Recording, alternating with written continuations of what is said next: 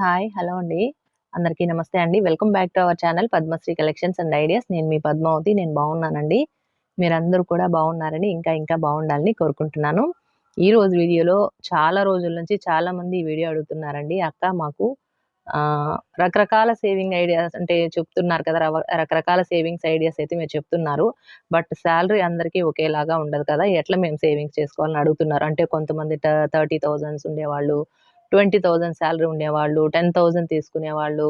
ఇట్లా ఇన్‌కమ్ కానీ, సాలరీ కానీ అంటే ఏదైనా బిజినెస్ చేస్తూ ఉండొచ్చు, ఏదైనా పని చేస్తూ ఉండొచ్చు, లేదా ఏదైనా ఆఫీస్ సంబంధించిన జాబ్ చేస్తూ ఉండొచ్చు. అంటే ఆఫీస్ వర్కింగ్స్ అట్లా ఉన్న వాళ్ళకి జీతం ఉంటుంది. Daily base, weekly base work చేసే వాళ్ళకి ఆదాయం ఉంటుంది. ఇట్లా ఉంటుంది. బిజినెస్ చేసే వాళ్ళకి రోజు ఆదాయం చూస్తారు. సో, ఇట్లా రకరకాలుగా ఉంటుంది కదా! ఇంట్లో ఆడవాళ్ళు కొంచెం గనక మనం మంచిగా ప్లాన్ చేసుకుంటే, బడ్జెట్ కరెక్ట్‌గా వేసుకోగలిగితే, ఎట్లా మనం లక్షల్లో అండి ఇయర్‌కి ఒక సంవత్సరానికి లక్షల్లోనే సేవింగ్స్ చేయొచ్చు. దాంట్లో బోలెడంత గోల్డ్, సిల్వర్ ప్యారలల్‌గా మీరు సేవింగ్స్ చేసుకోవచ్చు. అది అందరికీ అంటే రూ. 1,00,000 వరకండి. 10,000 నుంచి రూ. 1,00,000 ఆదాయం ఉన్నవాళ్ళు ఎట్లా సేవింగ్స్ చేసుకోవాలి? ప్లానింగ్ ఎలా వేసుకోవాలనేది ఈ వీడియోలో డీటెయిల్డ్‌గా చెప్తాను. కొంచెం వీడియో లెంత్ అయినా పర్వాలేదు అనుకుంటే వీడియోని ఎక్కడ స్కిప్ చేయకుండా చూస్తే మీరు మంచి పాయింట్స్ మిస్ అవ్వకుండా వీడియోని చూడగలుగుతారు, నేర్చుకోగలుగుతారు. సో, ఇక్కడ మనకి బడ్జెట్ ఐడియా ఎలా ఉండాలంటే ఇప్పుడు ఇన్‌కమ్ అయినా, సాలరీ అయినా ఏదైనా సరే మనం 4 రకాల కేటగరీస్‌తో డివైడ్ చేసుకోవాలండి. మనకేముంటాయంటే ఒక ఫ్యామిలీ మిడిల్ క్లాస్ కావచ్చు, బిలో మిడిల్ క్లాస్ కావచ్చు, అప్పర్ మిడిల్ క్లాస్ కావచ్చు. ఎవ్వరైనా సరే ఈ విధంగా బడ్జెట్ గనక ప్లానింగ్ వేసుకుంటే చక్కగా మంచిగా సేవింగ్స్ చేసుకోవచ్చు. సో, మొదటిది మనకు అవసరాలు అంటే నీడ్స్. రెండవ ఆప్షన్ వచ్చి ఎమర్జెన్సీస్ అంటే మనకి అత్యవసరాలు కూడా ఉంటాయి మనకి లైఫ్‌లో. నెక్స్ట్ మనం సేవింగ్స్. పొదుపు చేసుకోవాలి. ఖచ్చితంగా ఫ్యూచర్‌కి పిల్లల కోసం మన భవిష్యత్తుకైనా సేవింగ్స్ అనేది మస్ట్ అండ్ షుడ్ ఉండాలి. వాంట్స్ తర్వాత కోరికలు అంటే మనకు అవసరాలు ఉంటాయి, అత్యవసరాలు ఉంటాయి, కోరికలు కూడా ఉంటాయి. సో, అన్నింటిని మనం లైఫ్‌లో లీడ్ చేయాలి. ప్రతి ఒక్కటి లీడ్ చేయాలి. ఎవ్రీథింగ్ ఇంపార్టెంటే అండి. చిన్న చిన్న సంతోషాలను కూడా మనం సాక్రిఫైస్ చేయాల్సిన అవసరం లేదు. సో, ఇక్కడ మనకి డైలీ ఇన్‌కమ్ ఉన్న వాళ్ళైనా సరే, వీక్లీ ఇన్‌కమ్ ఉన్న వాళ్ళైనా, నెలకు సాలరీ వచ్చే వాళ్ళైనా సరే ఎట్లా చేసుకోవాలనేది చూద్దామండి. కంపల్సరీగా మీరు ఒక డైరీలో నోట్ చేసుకోవాలి. లేదా ఒక నోట్‌బుక్ ఇలాగా ఒక నోట్‌బుక్ పెట్టుకోండి. మీ ఆదాయం, మీ ఖర్చులు ఏమేమి అనేది నోట్ చేసుకోవాలి. ఇక్కడ మనకు నీడ్స్ అంటే ఏమండి? అవసరాల కిందకి ఏమేమొస్తాయి అనేది చూద్దాము.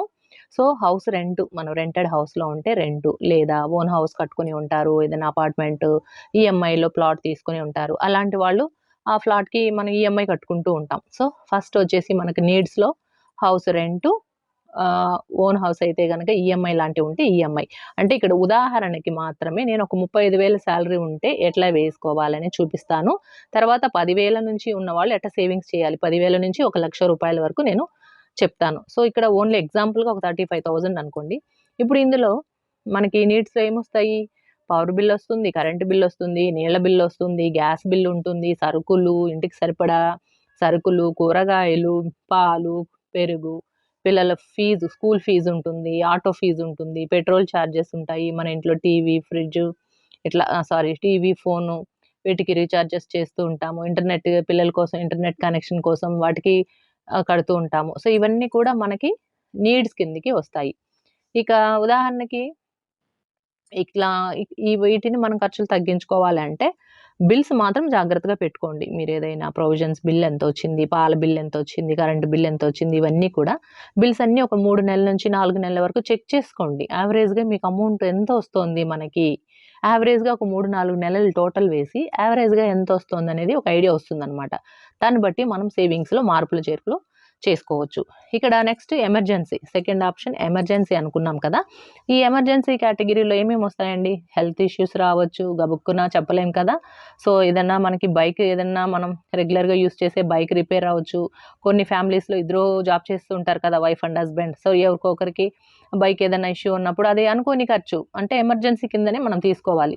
ఒక్కొక్కసారి ఇంట్లో ఉన్నటువంటి టీవీనో, ఫ్రిడ్జో, ఏసీయో ఏదో ఒకటి మిక్సర్ గ్రైండరో ఏదో ఒకటి పాడయ్యే ఫ్యానో ఏదో ఒకటి ఇబ్బంది అవుతూ ఉంటుంది. వాటికి మనం రిపేర్‌కి ఖర్చులు పెట్టాల్సొస్తుంది. సో, ఇవన్నీ కూడా ఎమర్జెన్సీ ఖర్చుల కింద తీసుకోవాలి. వీటికి యావరేజ్‌గా ఒక 3,000-4,000 వరకు పెట్టుకోవచ్చు. ఇంత ఇన్‌కమ్ ఉన్నవాళ్ళు. సో, ఇదైతే ఎవ్రీ మంత్ ఉండకపోవచ్చు. కాబట్టి ఇది మనం ఎవ్రీ మంత్ కోసం దీన్ని కేటాయించాలి ఖచ్చితంగా.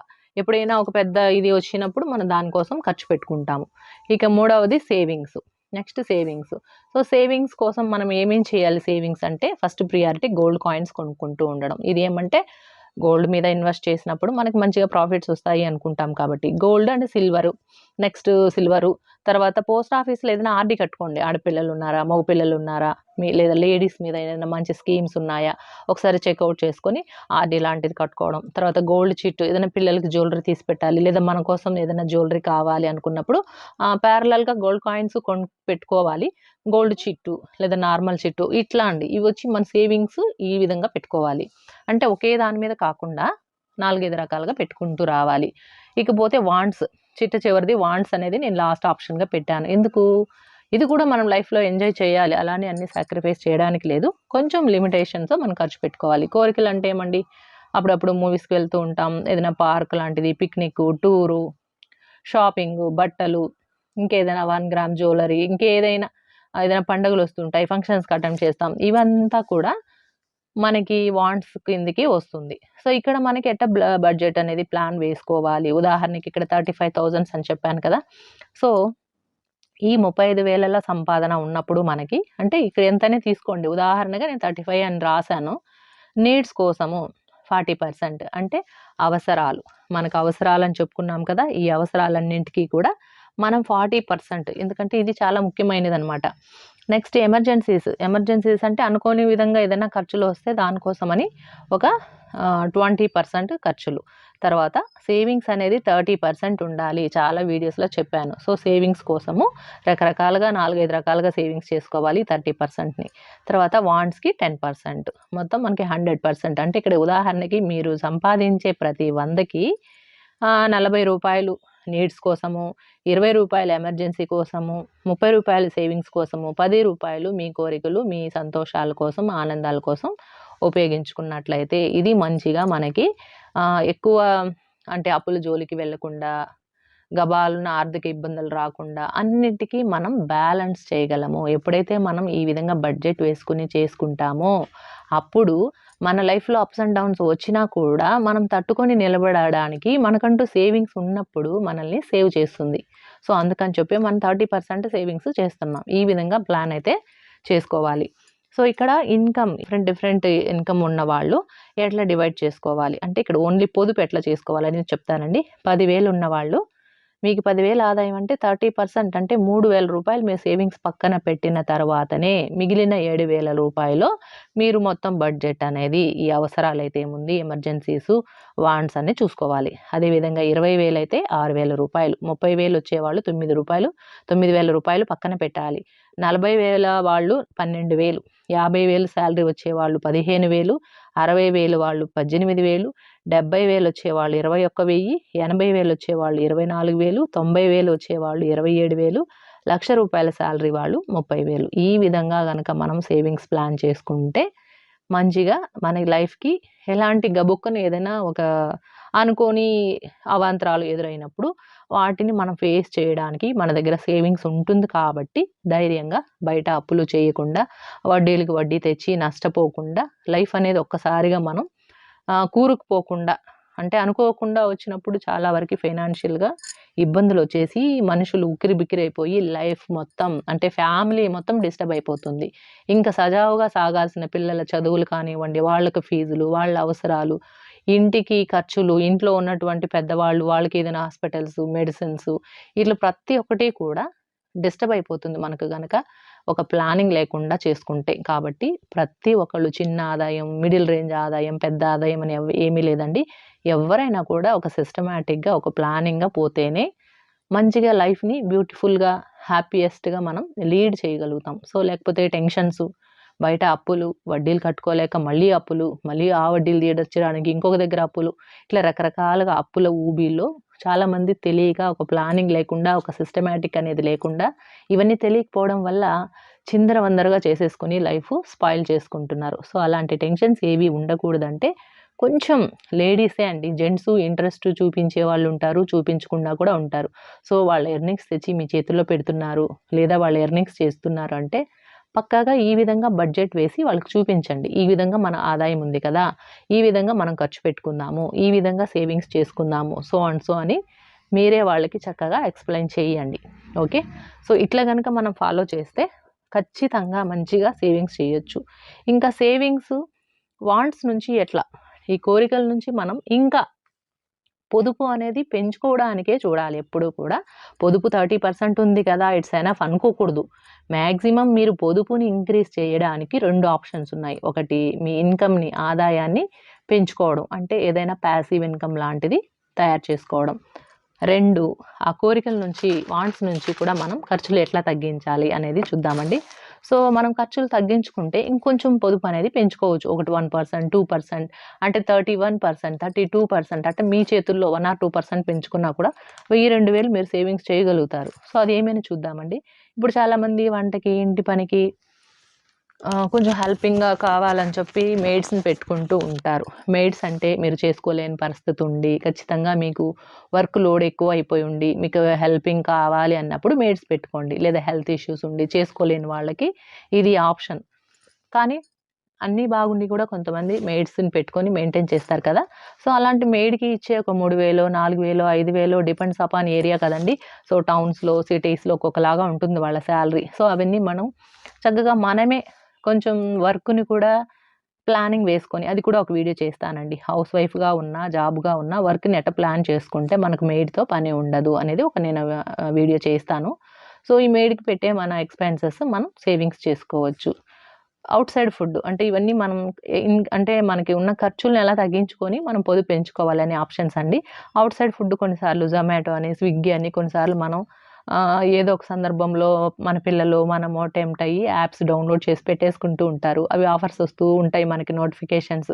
సో, ఇట్లా కాంబో ఆఫర్ అని ఇట్లా వీటికి మనం అట్రాక్ట్ అయిపోతూ ఉంటాం కొన్నిసార్లు. సో, అవన్నీ కూడా కొంచెం అవాయిడ్ చేసుకోవాలి. కొంతమంది ఫోన్ రీచార్జెస్ ఇంట్లో పిల్లలుంటారు. వాళ్ళకి ఒక్కొక్కరికి ఒక్కొక్క ఫోన్ ఉంటుంది. వైఫ్, హస్బెండ్ ఇవన్నీ వీళ్ళకి ఫోన్ చార్జ్‌లన్నీ కలిపితే తడిసి మోపెడవుతుంది. అలాంటప్పుడు మనం ఏం చేయాలంటే ఇంట్లో మెంబర్స్‌కి ఎక్కువగా ఫోన్ అవసరము, ల్యాప్‌టాప్ ఇట్లా నెట్‌తో పని ఉంది అనుకున్నప్పుడు చక్కగా వైఫై కనెక్షన్ తీసుకున్నారనుకోండి ఖర్చనేది తగ్గుతుంది. తర్వాత షాపింగ్ లేడీస్ ఎస్పెషల్లీ మనకు లేడీస్‌కి ఈ ఆప్షన్ అనమాట. ఆన్‌లైన్ షాపింగ్ చేస్తూ ఉంటాం. ఏదేదో అమెజాన్ అని, ఫ్లిప్‌కార్ట్ అని, ఈబే అని, మీషో అని ఇట్లా రకరకాల ఆన్‌లైన్ వెబ్‌సైట్స్ మనం డౌన్‌లోడ్ చేసుకొని ఉంటాము. కొన్ని ఇప్పుడొచ్చే ఫోన్స్‌లో డిఫాల్ట్‌గా అన్ని యాప్స్ ఉంటున్నాయి. సో, వాటికి ఆఫర్స్ ఉంటాయి, డిస్కౌంట్స్ ఉంటాయి. అట్రాక్ట్ అయిపోతూ ఉంటాం. సో, రూ. 500 వస్తువుకి ఆఫర్స్ పెట్టారని చెప్పి ఏదో 300కొస్తుంది, 400కొస్తుందని పెట్టారే అనుకోండి. అవసరం ఉన్నా లేకున్నా కళ్ళు అట్రాక్ట్ చేస్తాయి కాబట్టి వీటికి మనం అట్రాక్ట్ అయిపోయి పెట్టేస్తూ ఉంటాం. ఇది కూడా చూసుకోవాలి మనం. సో, ఎంతవరకు మనకు అవసరం వస్తువు యొక్క అవసరం ఉందా? లేదా? అనేది ఒకసారి 100కి 1కి 10 సార్లు చెక్ చేసుకొని మళ్ళీ అవసరమైతేనే కొనండి. ఇకపోతే కరెంటు. ఈ కరెంటు బిల్లుని కూడా తగ్గించుకోవడానికి కొంతమంది హాల్‌లో ఉంటారు. బెడ్‌రూమ్‌లో ఫ్యాన్స్ పోతూ ఉంటాయి. అక్కడ లైట్ వెలుగుతూ ఉంటుంది. కొన్నిసార్లు బయట కూర్చుంటారు. అంటే బాల్కనీలో అట్లా. బట్ హాల్‌లో తిరుగుతూ ఉంటాయి. అంటే చిన్న చిన్నవే అనిపిస్తుంది. కానీ రోజు మొత్తంలో 30 రోజులు చూసుకుంటే ఏదో ఒక రోజున ఏదో ఒక రూమ్‌లో ఫ్యానో, లైటో అట్లా అనవసరంగా వెలుగుతూ ఉంటాయి కదా! ఒక 10 నిమిషాలు, అరగంట వేసుకున్నా కూడా బోలెడు యూనిట్స్ మనకి కాలుతాయి. కాబట్టి అది చక్కగా చూసుకొని అందరూ ఒకే రూమ్‌లో కూర్చొని మాట్లాడుకునే విధంగా అట్లా ప్లాన్ చేసుకుంటే మిగిలిన రూముల్లో అవసరానికి తగ్గట్టుగా మనం ఆఫ్ చేసుకొని చూసుకోవచ్చు. Next petrol. ఇప్పుడు దగ్గరలో ఉన్నటువంటి ఏదైనా ప్రొవిజన్ స్టోర్‌కి వెళ్ళాలి. ఏదైనా చిన్న వీధి వరకు వెళ్ళాలి. మెయిన్ రోడ్ వరకు వెళ్ళాలి. ఏదైనా చిన్న చిన్న పనులు పడుతూ ఉంటాయి గదా! అట్లా చిన్న చిన్నగా మన వాకబుల్ డిస్టెన్స్ ఉండే దీనికంతా కూడా టకామని బైక్స్ వేసుకొని వెళ్ళిపోకుండా ఏదైనా సైకిల్ కొనిపెట్టుకోండి. సైకిల్ అయితే చాలా మంచిదండి. పిల్లలు తోలొచ్చు, పెద్దవాళ్ళు తోలొచ్చు. ఆరోగ్యానికి మరీ మంచిది. ఇవాళ రేపు ఎక్కడా సైకిల్స్ కనిపించట్లేదండి. లేడీస్ కానీ, జెంట్స్ కానీ. ఒక జపాన్ కంట్రీలో చూసారంటే అసలు వాళ్ళు పొల్యూషనే ఉండదు. No voice pollution, no air pollution. వాళ్ళంతా నీట్‌గా మెయింటైన్ చేస్తారు. సో, అందరూ కూడా ఆఫీసులకి, కాలేజెస్‌కి, స్కూల్స్‌కి బైసికలే వేసుకెళ్తారు. ఆడపిల్లలు, మగపిల్లలు, పెద్దవాళ్ళు కూడా. ఈవెన్ 80 ఇయర్స్, 90 ఇయర్స్ ఓల్డ్ పెద్దవాళ్ళు కూడా సైకిళ్ళేసుకొని చక్కగా 16 ఏళ్ళ 20 ఏళ్ళ కుర్రాళ్ళలాగా వెళ్తూ ఉంటారు. అంటే వాళ్ళ ఆరోగ్య రహస్యం కూడా ఇదే అండి. ఎక్కువగా సైకిల్ వాడతారు. దానివల్ల ఏమంటే ఎక్సర్సైజ్ అనమాట. సో, ఆరోగ్యానికి మంచిది. సో, ఎవ్వరైనా సరే అండి సైకిల్ వాడటం పెంచండి. నేను అందరికీ చెప్పాలనుకుంటున్నాను. సో, పెట్రోలు ఖర్చు తగ్గుతుంది. బైకులు లక్షలు పోసి బైకులు కొనాల్సిన పని లేదు. ఒక్క సైకిల్ ఉన్నిందంటే ఇంట్లో అందరూ చక్కగా దూరం వాటికి అవసరం లేదు. దూరం వాటికి బైక్స్ పెట్టుకోండి. దగ్గరగా ఉన్న వాటికి, నడిచి వెళ్ళగలిగిన వాటికి సైకిల్ యూజ్ చేయండి. లేదా నడకతో వెళ్లి రండి. ఇక్కడ కూడా మనం బాగా సేవింగ్స్ చేయొచ్చు. తర్వాత అట్రాక్ట్ అయ్యేది ఈ స్ట్రీట్ షాపింగ్ అనమాట. అంటే ప్లాస్టిక్ వస్తువులు, స్టీలు, అల్యూమినియం అవసరం ఉన్నా లేకున్నా డిషెస్ కొని పారేస్తూ ఉంటాము. అది కొంచెం జాగ్రత్తగా ఉంటే దాంట్లో కూడా మనం సేవింగ్స్ చేసుకోవచ్చు. తర్వాత స్ట్రీట్ షాపింగ్ అంటే ఇంకా ఏమంటే ఇంటి దగ్గరకొచ్చే ఆ రబ్బర్ బ్యాండ్‌లని, హెయిర్ క్లిప్స్ అని, ఆ యాక్సెసరీస్, బ్యూటీ యాక్సెసరీస్, ఇన్నర్స్ ఇవన్నీ బండి మీద ఏదో ఒకటి వస్తూ ఉంటాయి. శారీసు. సో, అట్రాక్ట్ అయిపోయి తక్కువ చీప్‌గా దొరుకుతున్నాయని కొనేస్తుంటాం. చీప్‌గా అని మనకనిపిస్తే కొనాలనిపిస్తుంది. బట్ అది అనవసరంగా ఖర్చు పెడుతున్నాం. ఆల్రెడీ ఉంటాయి మనకి శారీస్ బోలెడుంటాయి వార్డ్‌రోబ్‌లో. అయినా మనకు చీప్‌గా వస్తుంది గదా! కొని ఆడ పడేద్దాంలే అని అనిపిస్తుంది. అలాంటి వాటికి దూరంగా ఉండాలి. మాక్సిమం ఇలాంటి ఖర్చులన్నీ మనం అవాయిడ్ చేసుకుంటే చక్కగా మనం సేవింగ్స్ చేసుకోవచ్చు. మినిమమ్ వాంట్స్ అనేది చూసుకుంటే చాలు. సో, ఇక్కడ మనకొక తేడా అనేది తెలుస్తుంది. ఒక 2, 3 నెలలు ఇది ఫాలో చేసి చూడండి. ఖచ్చితంగా మీ దగ్గర ఒక 5, 6 వేల రూపాయలు ఈజీగా పోగు చేస్తారు. నెలలో 2000 ఈ వాంట్స్ నుంచి అవాయిడ్ చేసినా కూడా 2000 మినిమమ్ టు మినిమమ్ 2000 నుంచి 3000 సేవింగ్స్ చేసుకోవచ్చు. సో, ఇదే అండి ఇవాల్టికి వీడియో. ఏ ఇన్‌కమ్ గ్రూప్ వాళ్ళు ఎట్లా సేవింగ్స్ చేసుకోవాలి, తర్వాత ఎట్లా బడ్జెట్ ప్లానింగ్ వేసుకోవాలి, మన ఆదాయాన్ని బట్టి ఖర్చు ఎట్లా ఉండాలి, ఏ కేటగిరీస్‌కి ఎంత పర్సెంటేజ్ వేసుకోవాలనేది క్లియర్‌గా చెప్పాను. సో, ఈ వీడియో మీకు నచ్చినట్లయితే తప్పకుండా ఒక లైక్ ఇవ్వండి. కొత్తగా ఎవరైనా మన ఛానల్ చూస్తున్నట్లయితే ప్లీజ్ తప్పకుండా సబ్స్క్రైబ్ చేసుకోండి. సబ్స్క్రైబ్ చేసుకోవాలి అంటే మన కంటెంట్స్ మీకు నచ్చి ఉండాలి కదా! సో, ప్రీవియస్ వీడియోస్ కూడా చూడండి. మన ఛానల్ ఓపెన్ చేసి ఎక్కడైనా మీరు ఓల్డ్ వీడియోస్ కానీ, మిడిల్ వీడియోస్ కానీ చూడండి. రీసెంట్ వీడియోస్ ఒక 4, 5 వీడియోస్ చూడండి. కంటెంట్ నచ్చితే గనుక తప్పకుండా లైక్ ఇచ్చి సబ్స్క్రైబ్ చేసుకొని సపోర్ట్ చేయండి. మన ఫ్యామిలీలో జాయిన్ అవ్వండి. ఓకేనా? మరొక మంచి వీడియోతో మళ్ళీ కలుసుకుంటానండి. Thank you. బాయ్ అండి. Have a nice day.